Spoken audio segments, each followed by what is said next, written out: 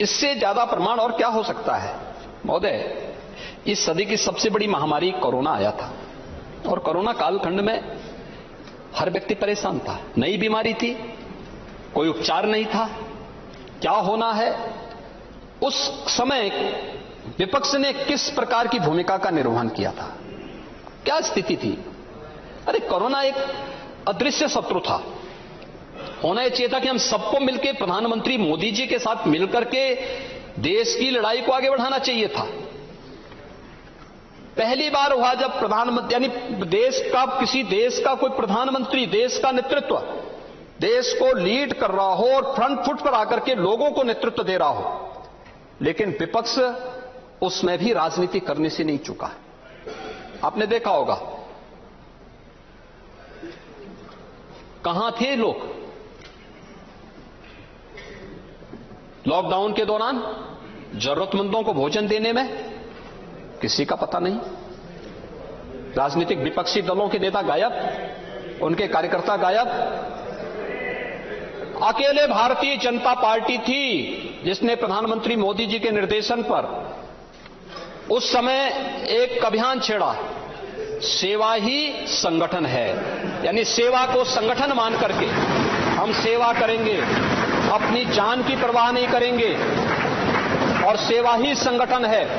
Bharatiya Janata party का कार्यकर्ता, विचार परिवार का कार्यकर्ता, राष्ट्रीय स्वयंसेवक संघ का कार्यकर्ता एक एक घर में गया, एक एक व्यक्ति को सहायता देने में उसने किसी भी प्रकार की कोई कोताही नहीं बरती, कोई भेदभाव नहीं किया, हर एक घर तक पहुंचा था। और सरकार भी उसी आधार पर प्रधानमंत्री मोदी जी के नेतृत्व में काम कर रही थी। महोदय, परिणाम आए। मैं कुछ डाटा दे रहा हूं और नेता प्रतिपक्ष अगर उसको नोट कर लेंगे तो अच्छा होगा कि ये चीजें उनके लिए बहुत महत्वपूर्ण होंगी। आप प्रोसीडिंग का हिस्सा ही मंगा सकते हैं, कोई दिक्कत नहीं है, लेकिन मैं चाहूंगा कि नोट करेंगे तो एक गंभीरता बनेगी, लोगों को सुनने में अच्छा भी लगेगा। देखिए, उत्तर प्रदेश की आबादी 25 करोड़ है। आज कुल एक्टिव केस कोविड के आए हैं 127।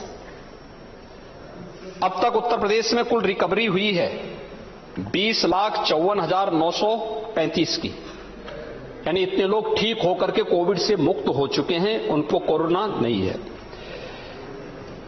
कुल मृत्यु हुई है, यानी हमारा जो रिकवरी रेट है वह है 98.8%।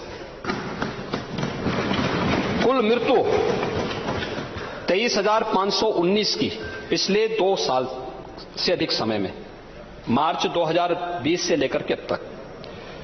कुल टेस्ट हम लोगों ने किए हैं 11,40,53,968 की। कुल टीकाकरण हम लोगों ने इस दौरान किए हैं वो 32,55,73,442 वैक्सीन भी उपलब्ध करवाए हैं। और आरटीपीसीआर की जो लैब्स स्थापित की है वो 209 लैब्स इस दौरान प्रदेश के अंदर हम लोगों ने स्थापित की है। आज हम 4 लाख टेस्ट पर डे करने की क्षमता रखते हैं। हमारे पास जो कुल बेड्स हैं 1,61,000 से अधिक हमारे पास बेड्स मौजूद हैं जो कोविड के लेवल 1, लेवल 2, लेवल 3 के हैं, जिसमें हम कोविड के पेशेंट को उपचार की सुविधा उपलब्ध करा सकते हैं। और महोदय, अगर मैं इसकी तुलना अन्य राज्यों से करूं, यद्यपि ये बेमानी होगी, लेकिन फिर भी मैंने कहा यहां पे जो ये कहते हैं कि यूपी में बदहाल स्थिति है, बदहाल स्थिति, तो बदहाल स्थिति इसलिए है क्योंकि विरासत में हमें बदहाल स्थिति मिली थी। अगर हमें अच्छी स्थिति मिली होती तो हम उसको और अच्छा करते। हमें बदहाल मिली थी, उस बदहाल से उभारने में कुछ तो समय लगता। 5 साल में हमने उसे बदहाली की स्थिति से ऊपर किया। ठीक कहा हमारे डिप्टी सीएम श्री ब्रजेश पाठक जी ने कि जो बदहाल स्थिति हमें मिली थी उस पर हमें शर्म आती है, क्योंकि जो बदहाल स्थिति उस समय मिली थी 17 में, क्या स्थिति थी उस समय? उस समय की स्थिति बदहाल थी और उसी स्थिति पे उन्होंने टिप्पणी की थी कि हमें विरासत में विपरीत परिस्थितियां मिली थी। उस बदहाल स्थिति को उभारने में हमें समय मिला, 3 वर्ष का कार्यकाल मात्र मिला, क्योंकि 2 साल तो कोविड प्रबंधन में हमारी पूरी ताकत खर्च हुई, पूरा हमें संसाधन उसमें झोंकने पड़े। अगर महोदय मैं महाराष्ट्र की तुलना करूं, क्योंकि महाराष्ट्र के इनके मित्र कभी कभी यहां आते हैं, चुनाव में भी सहयोग करने के लिए पहुंचे थे। महाराष्ट्र की कुल जनसंख्या है 12,57,00,000, यानी यूपी की आबादी की आधी। वहां पर पॉजिटिव केस कुल हुए थे 78,83,818। नोट कर लें, हमारे यहां जो हुआ है वह 20,54,935 ये रिकवरी हुई है। और प्लस इसमें आज के जो एक्टिव केस होंगे उस एक्टिव केस को जोड़ेंगे। आज एक्टिव केस हमारे यहां कुल यहां पे उत्तर प्रदेश में 878 के आसपास बचे हैं। तो ये इसको जोड़ लेंगे, कुल हमारे पास इतने पॉजिटिव हैं। लेकिन महाराष्ट्र में पॉजिटिव केस कितने हैं? 78,83,818 हुए थे। मृत्यु हुई 1,47,857 की। 1,47,857। यूपी की आधी आबादी, मृत्यु यूपी से कई गुना ज्यादा। यूपी में 23,519। कुल टीकाकरण वहां हुआ है 16,65,00,000। अब दूसरे इनके मित्र हैं दिल्ली में, जिन्होंने यूपी और बिहार के श्रमिकों को और नौजवानों को दिल्ली से बाहर कर दिया था। कुल आबादी है 3 करोड़। पॉजिटिव केस हैं, कुल पॉजिटिव केस वहां हुए थे 18,68,550। मृत्यु हुई 26,160। 26,160। और टीकाकरण हुआ है 3,41,60,000। अब दुनिया में भी इनको बताते हैं, जहां से हमारे नेता प्रतिपक्ष आकर के इन्होंने इंफ्रास्ट्रक्चर को देखा है पहली बार, यानी एक्सप्रेसवे कैसे बननी चाहिए। उनको जहां लगता था कि वहां ज्यादा बेहतर है, वहां का प्रबंधन भी देख लेना। यूएस में कुल आबादी है 33 करोड़। जो पॉजिटिव केसेस वहां हुए थे उनकी संख्या थी 8,37,62,000। और मृत्यु हुई है 10,02,524। ब्राजील आबादी है 21,28,00,000। कुल पॉजिटिव केसेस हुए हैं 3,02,52,618। और मृत्यु हुई है 6,62,011 की। महोदय, कोविड प्रबंधन प्रधानमंत्री मोदी जी के नेतृत्व में देश ने अपने सभी संसाधनों को लगा करके पूरा करने का काम किया। जीवन भी बचाना है, जीविका को भी बचाना है। और जीवन और जीविका को बचाने के लिए उत्तर प्रदेश की हमारी टीम ने उस समय जो परिणाम दिए, सर्वत्र उसकी सराहना हुई। हमारे पास जो संसाधन थे उन संसाधनों का बेहतर उपयोग किया गया। हम लोगों ने अपने स्तर पर पूरे प्रयास किए। हर स्तर पर एक एक व्यक्ति हमारे लिए अमूल्य था। आवश्यकता पड़ी हम फील्ड में निकले, कहीं कोई कोताही नहीं बरती। उन सब के प्रति हमारी संवेदना है जिन्होंने अपने प्रियजनों को खोया है। और उस दौरान फ्री में टेस्ट, फ्री में उपचार, फ्री में वैक्सीन, फ्री में खाद्यान्न, ये सभी सुविधाएं भी हर एक व्यक्ति को उपलब्ध करवाने का कार्य भी पूरे देश के अंदर हुआ है। और उत्तर प्रदेश ने भी उसका पालन किया गया। ये सभी चीजें हुई। ये अगर इसमें विपक्ष के मित्रगण भी सहभागी बनकर के इस कार्यक्रम में और अच्छे ढंग से आगे बढ़ाने में योगदान देते तो जनता जनार्दन के सामने भी इसका अच्छा मैसेज जाता। उनके मन में भी बात जाती कि देखिए, इनके मन में एक रुचि है, लोग कार्य करना चाहते हैं, अच्छा भाव होता। लेकिन हमारे मित्रगण इस बारे में सोचने की फुर्सत ही नहीं थी। और उन्होंने ये सभी कार्य अपने स्तर पर उन्होंने उस समय उसे ऐसे ही हल्केपन से लेने का काम किया था। और बहुत लोगों ने तो वैक्सीन भी नहीं ली, कहा साहब हम वैक्सीन नहीं लेंगे। कितने लोग गुमराह हुए इससे। एक जिम्मेदार, बहुत नुकसान हुआ होगा। लेकिन कोई ले न ले, लेकिन आप सार्वजनिक रूप से क्यों बोल रहे हैं? और वैक्सीन ये बीजेपी की नहीं होती है, व्यक्ति विशेष की नहीं होती। वैक्सीन देश की वैक्सीन थी। हमें गौरव की अनुभूति होनी चाहिए। हमें सबको इस बारे में कहना चाहिए था कि कैसे आप कह सकते हैं कि वैक्सीन बीजेपी वैक्सीन है। कैसे आप कह सकते हैं ये मोदी वैक्सीन है? प्रधानमंत्री जी ने सबको दिया। सच है कि कोविड कालखंड में प्रधानमंत्री जी ने उन लैब्स का दौरा किया, सरकार की तरफ से उन्हें इंसेंटिव दिए, सहयोग किया, प्रोत्साहित किया, और पहली बार इतिहास में भारत ने किसी महामारी के रहते हुए अपने यहां वैक्सीन बनाए। एक नहीं, 6 वैक्सीन भारत के अंदर बनी। 2 वैक्सीन भारत के नागरिकों को भी लगी। 100 से अधिक देशों को भारत ने वैक्सीन की आपूर्ति की। और आज वही तो कारण है कि वैश्विक स्तर पर भारत का सम्मान बढ़ा है। कहीं भी कोई बात होती है, भारत के प्रति लोगों के मन में एक भाव पैदा होता है, सम्मान का भाव पैदा होता है। भारत लीड करेगा दुनिया को, एक भाव। यही कारण है क्योंकि उस प्रकार के कार्यक्रम किए गए। हमें जहां पे देश के सम्मान की बात आएगी, मुझे लगता है दलीय उससे ऊपर उठ करके हमें देश के साथ खड़ा होना होगा। क्या ये बड़ा मन अटल जी ने नहीं किया था? 1971 के युद्ध में किया था। उस समय देश अपने दुश्मन के खिलाफ युद्ध लड़ रहा था और अटल जी ने उस समय मजबूती के साथ तत्कालीन सरकार को समर्थन किया था। क्या ये सच नहीं? जब लोकतंत्र का गला घोंटा जा रहा था, तब भारतीय जनता पार्टी, तब भारतीय जनसंघ ने अपने आप को विसर्जित करके कहा था कि लोकतंत्र को पहले बचाओ, देश को पहले बचाओ, पार्टियां बचती रहेंगी, और उस समय काम भी किया था। क्या हम इन दलीय सीमाओं से ऊपर उठ करके देश के बारे में सोच पाएंगे, अपने नागरिकों के बारे में सोच पाएंगे? और मुझे लगता है ये सोच अगर होती तो इस कभी वो नहीं होती, इस प्रकार के प्रश्न नहीं खड़े होते यहां पे। ऐसे निराश्रित गौवंश की स्थिति भी थी। ये सच है 2017 में हम लोगों ने अवैध बूचड़खानों को प्रतिबंधित किया।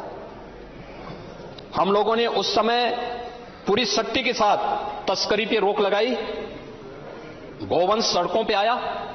हमने निराश्रित गौ आश्रय स्थल खोले। निराश्रित गौ आश्रय स्थल पर सरकार ने 3 प्रकार की योजनाएं अपने लागू की।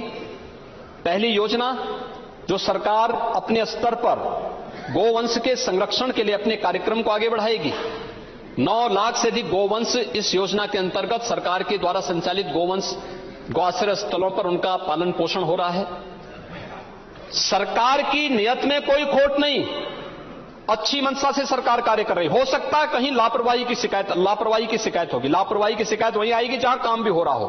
जहां काम ही नहीं होना है तो वहां लापरवाही कहां से होनी है? हो सकता हो, मैं ये नहीं कह सकता, लेकिन सरकार ने उस गौवंश को, जो अन्नदाता किसान की फसल को नुकसान कर रहा था, उसको एक संरक्षण गृह में रख करके और उसकी व्यवस्था भी वहां पर की। और यही नहीं, हमने सहभागिता योजना के अंतर्गत भी इस कार्यक्रम को आगे बढ़ाया। अगर कोई किसान निराश्रित गौ आश्रय स्थल से गौवंश को अपने घर में रखेगा तो हम उसको 900 रुपए हर गौवंश की हर महीने उपलब्ध करवाएंगे। इसमें भी बड़ी संख्या में किसानों ने, लगभग 1,10,000 किसानों के घर में इस प्रकार का गौवंश है। उसकी देखभाल कर रहा, हर महीने सत्यापन होता है, उसके घर में पैसा जाता है। तीसरी योजना पोषण मिशन के साथ हम लोगों ने जोड़ करके देखी कि हमारे गौ आश्रय स्थल पर तमाम गाय ब्याह जाती थी। उन गायों के द्वारा, उन गायों को अगर हम किसी कुपोषित परिवार को देंगे तो कुपोषित परिवार को दूध मिलेगा और साथ साथ उसका पालन पोषण भी होगा, गाय का पालन पोषण भी होगा। और हमने उस परिवार को 900 रुपए हर महीने उस गौवंश की सेवा के बदले भी देना प्रारंभ किया। यह व्यवस्था सरकार के द्वारा संचालित है, पहले से संचालित है, लेकिन सरकार इसको और स्ट्रेंथनिंग कर रही है। गोवर्धन योजना के अंतर्गत आपने देखा होगा, वाराणसी में गोबर गैस प्लांट बनाकर के अब उससे सीएनजी के प्रोडक्शन की कार्रवाई काशी में प्रारंभ हो चुकी है। भारत सरकार के सहयोग से हम निजी संस्थाओं को भी पीपीपी मोड पर हमने इस कार्यक्रम को आगे बढ़ाया है। एमएसएमई के अंतर्गत एक नया प्लांट हम लोगों का प्रयागराज में स्थापित हो रहा है, जो सी तर्ज पर संचालित होगा। और ये प्रयोग मैं तो चाहूंगा, हमारे नेता प्रतिपक्ष बैठे, आपके कन्नौज में भी एक प्लांट हम प्रारंभ कर रहे हैं और पीपीपी मोड पर वो भी आगे बढ़ रहा है। और मुझे लगता है आप देखेंगे, ज्यादा अच्छा लगेगा। कन्नौज में भी वो कार्य प्रारंभ हो चुका है। ये कार्यक्रम हम लोगों ने प्रदेश के अंदर सफलतापूर्वक आगे बढ़ाने का काम किया है। और ये चीजें जो आप उस दिन जनहानि की बात मिल्कीपुर से हमारे माननीय वरिष्ठ सदस्य हैं अवधेश प्रसाद जी बोल रहे थे, आप जो चित्र बता रहे थे संभवतः तो वह वहीं का था। हमने कुछ और योजनाएं प्रारंभ की। आपके उसमें इसलिए आना आवश्यक है क्योंकि मैं आपको धन्यवाद देता हूं कि आपने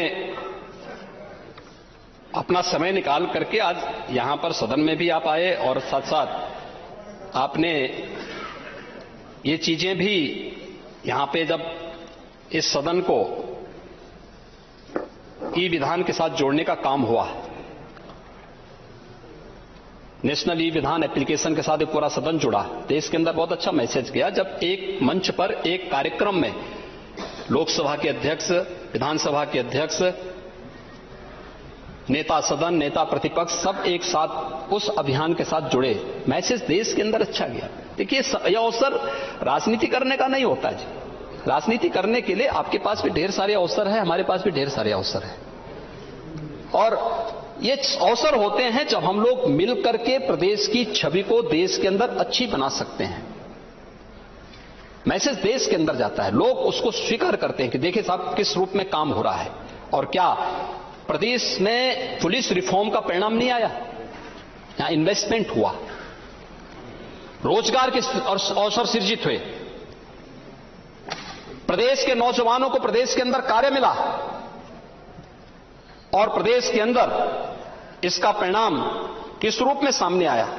यानी प्रदेश के अंदर जो हम लोगों ने जब फरवरी 18 में अपना पहला इन्वेस्टर समिट किया था, यूपी इन्वेस्टर समिट का आयोजन किया था, 4,68,000 करोड़ रुपए से अधिक के प्रस्ताव हमारे पास आए थे।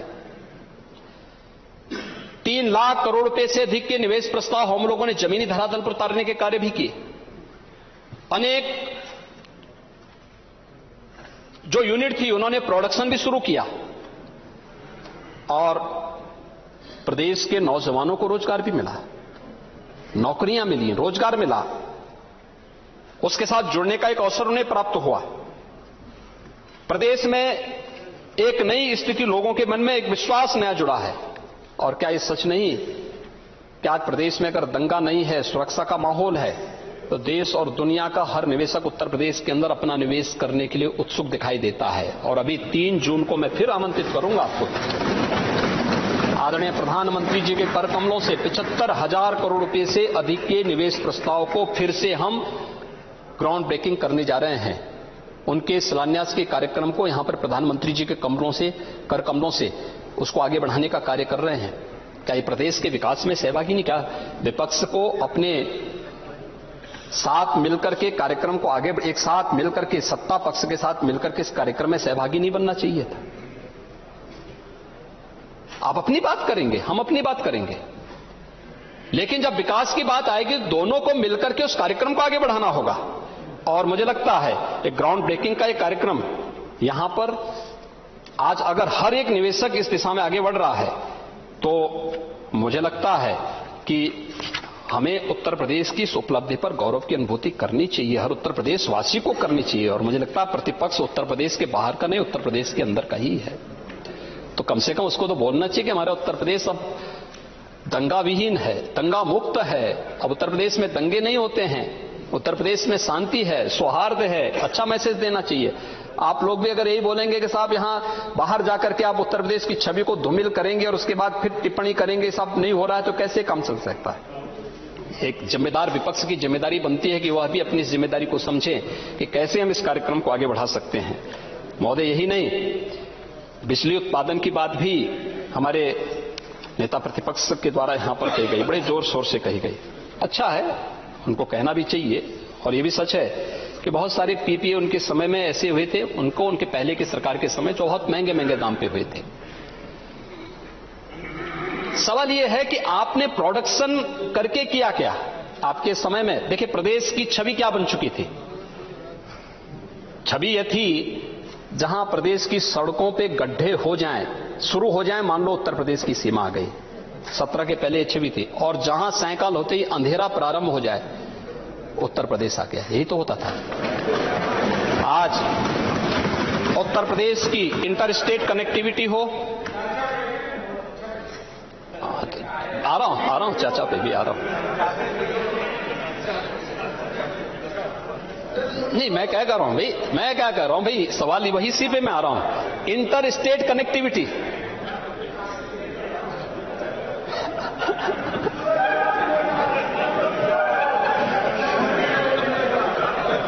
चाचा के नाम पे लोग आज भी इतना वो कर रहे हैं।